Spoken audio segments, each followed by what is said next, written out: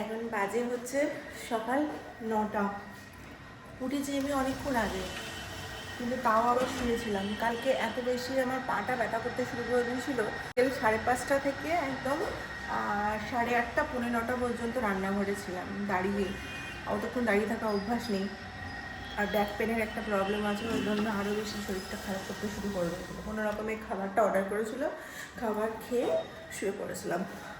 শুতে শুতে আমাদের প্রায় 10:30 বেজে গিয়েছিলো। মিশুর জন্য খাবার রান্না করেছিলাম, ওকে খাইয়ে দেয়, ওকে খাওয়াতেও আমাদের 10টা 10:30 বেজে গেছিলো। বেচারা খিদে পেয়ে গেছিলো। যতক্ষণ রান্নাঘরের কাজ শেষ হচ্ছিল ততক্ষণ খাওয়াতেও পারছিলাম না। আমার খাওয়া দাওয়া করিয়ে আমার রান্নাঘরে এসে কাজ করবো, ওই জন্য একটু ওয়েট করিয়েছিলাম। এখন শরীরটা ঠিক আছে, কালকে রাতে পাটা ব্যথা করছিলো বলেই বেশি শরীরটা খারাপ লাগছিলো, দিয়ে আর ভিডিওটা এন্ড করা হয়নি। আজকে মাসি এখন চলে এসে, মাসি আজকে তাড়াতাড়ি চলে এসেছে। আমার খুব ঠান্ডা লাগছে আজকে, কেন জানি না।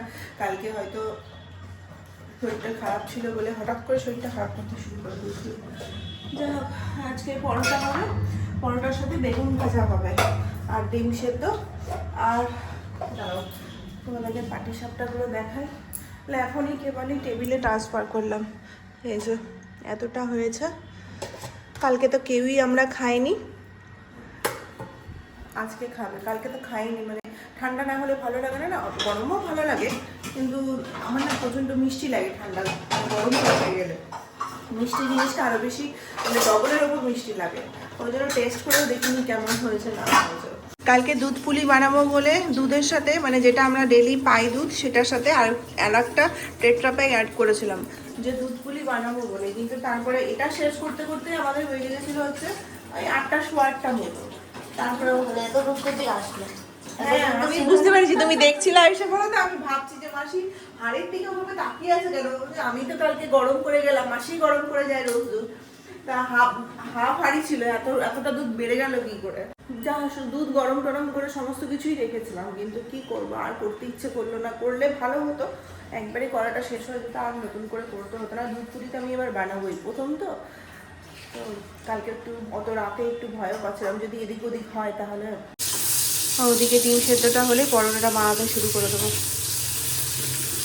বেগুনগুলো খুব ভালো বলো বাসি, শীতের বেগুন দেখেই বোঝা যাচ্ছে, একটুও ভেতরে বিজি নেই, এত সুন্দর, খেতেও ভালো। আজকে পিঠেও নিয়ে যাবে, আগে থেকেই বলে দিয়েছে পিঠের কথা। যখন হয়নি তখনই বলে দিয়েছে যে আমাকে কিন্তু যখন বানাবে তখন এক্সট্রা করেই বানাবে, আমি নিয়ে যাবো। হ্যাঁ যে চলো, আজকে খাবারের সাথে পিঠেও আছে, নিরামিষ আমিষ সব একসাথে মিক্সচার দিয়ে দিই। চলে এসো।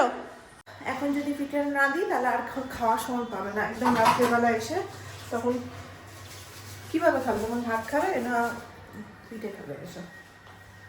ওই জন্য এখনই দিয়ে দিলাম, কালকে রাতেও খাইনি, আমি পরে খাবো, আমি তো সারাদিনই আছি।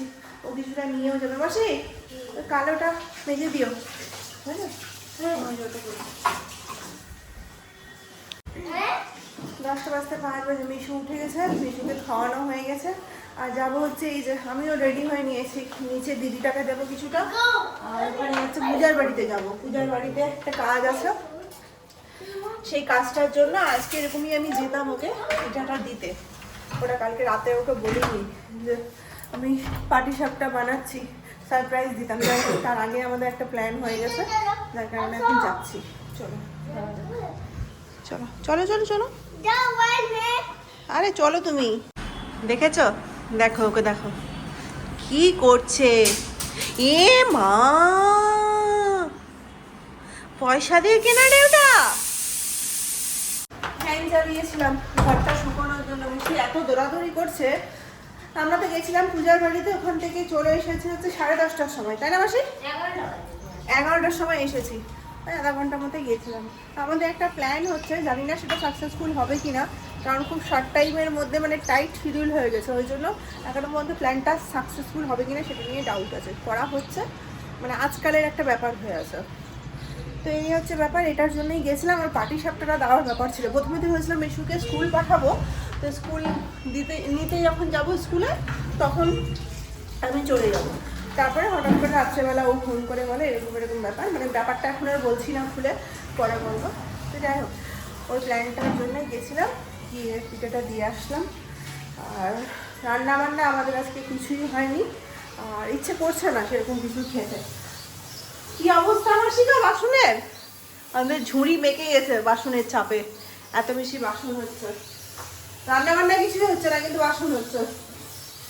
কালকে এত পিঠে হয়েছে না, মানে ওই পিঠের জন্য প্রচুর বাসন নেমেছে ওদের। কালকে দুটো থালা, দুটো তাওয়া, অনেক কিছুই নেমেছে।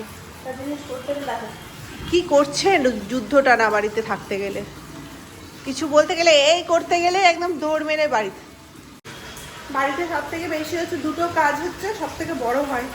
একটা হচ্ছে রান্না বান্না করা, আর একটা হচ্ছে স্নান পুজো করা। এই দুটো যদি বাড়িতে হয়ে যায় তাহলে মনে হয় সব কাজই শেষ সারাদিনের। স্নান পুজো তো হয়ে গেছে, রান্নাটাই হয়নি। তো আজকাল মানে সবজি তো সেরকম কিছু নেই, ওই জন্য টেনশন নিচ্ছি না। কালকে থেকে সবজি হবে, কালকে থেকে রান্না বান্না শুরু করবো। এখন বসবো। এখন সবে মাত্র শোয়া একটাই বাজে, আমাদের প্রচন্ড পেট ভর্তি হয়ে আছে। মিশুতে 11:30টার সময় ভাত খেয়েছে, মানে টিফিনের ভাতটাও খেয়েছে 11:30টার সময়।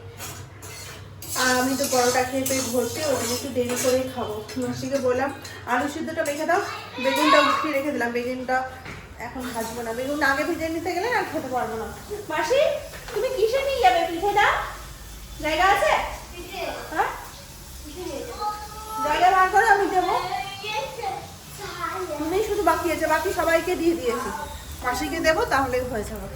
দেখেছো, এটাকেও যতক্ষণ না নষ্ট করবে ততক্ষণ ও শান্তি পাবে না, ওটাকেও নষ্ট করেই ছাড়বে।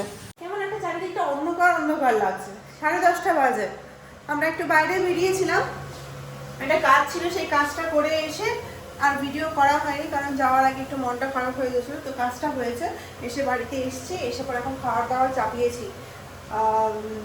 দাঁড়াও ভাইটার মতো করে ব্যাপার বলি। তো এই যেখানে কি বলে এটাকে, আলুর ভাজা চাপিয়েছি, ডিম সেদ্ধ চাপিয়েছি, ভাত হয়ে গেছে, ডাল হয়ে গেছে। ঢুকেছি 10:15টার সময়, জামা কাপড় মানে চেঞ্জও করিনি, তার আগেই বসিয়ে গেছি রান্না। সব কিছুটা এগিয়ে দিয়ে তারপর এখন চেঞ্জ করে এসে ফোনটা হাতে ধরলাম। মিশুকে সন্ধ্যাবেলা থেকে পড়াশোনা করিয়ে পরে তারপরে ও আসার পরই বেরিয়েছিলাম, বেরোনোর কথা ছিল না। 7টা, 7:15 ও ঢুকেছে, 8টার সময় তারপরে বললো না চলো কাজটা করে আসি। তো যাই হোক, বাড়িতে লবণ শেষ হয়ে গেছিলো, লবণ নেই, দোকান বন্ধ হয়ে গেছে। এসে পরে দেখছি লবণ নেই। 10:30টার সময়, 10:15টার সময় তো সব বন্ধ, নিচে তালাও মেরে দেয়। দিয়ে পরে নিচে আমাদের ওই দাদার কাছ থেকে লবণ নিয়ে আসলাম। কি অবস্থা ভাবো, দুদিন ধরে রান্না বান্না সেরকম ভাবে করছি না বলে, রান্না বান্নাতে মন নেই বলে, কি শেষ হচ্ছে কি না হচ্ছে খোঁজই রাখছি না। আজকে বাইরে থেকে আসার সময় মনে করেছিলাম একটু ভালো করে রান্না বান্না করবো, কারণ দুদিন ধরে রান্না করছি না, তো খাওয়াটাও খারাপ হচ্ছে না, ভালোই হচ্ছে। তো এই যে পোস্ত দিয়ে আলু ভাজা খেতে সবাই খুব ভালোবাসি আমরা, তো এই পোস্ত দিয়ে দিলাম। পোস্ত দেবে না একটু, এই যে সেদ্ধ বেশি হয়ে গেলে বা ভাজা বেশি হয়ে গেলে বা এই যে একটু উলট পালট কিছু একটা হলে পোস্ত দিলে বেশ ঝরঝরে টাইপের হয়ে যায়, ভালোও লাগে খেতে। হ্যাঁ, শুধু ডাল ভাত আলু ভাজা তো, ওই জন্য একটু লেভেলটা হাই করার জন্য পোস্তটা দেওয়া হলো। ছেলের ভাত বেড়ে নিয়েছি, ডিম সেদ্ধর জন্য ওয়েট করছি, ডিম সেদ্ধ হলে খাইয়ে দেবো। ওরও খিদা পেয়ে গিয়ে হবে, দুধ বিস্কিট খেয়ে বেরিয়েছিল।